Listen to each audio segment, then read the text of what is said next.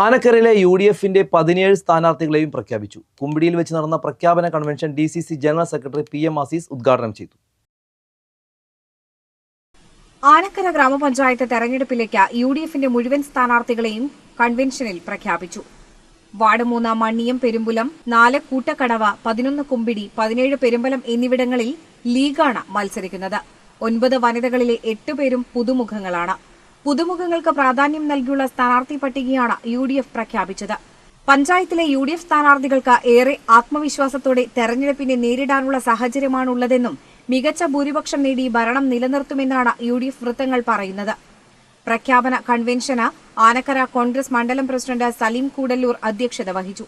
മുസ്ലിം League panchayat committee president advocate Basheer, CT Saidalavi, KP Muhammad, CK Narayanan Namboothiri, PM Mujeeb, T Salih, Abdurahman Musliyar, C Abdu, Prabhakaran, Badareesh, Kamar, MD Geetha തുടങ്ങിയവർ പങ്കെടുത്തു.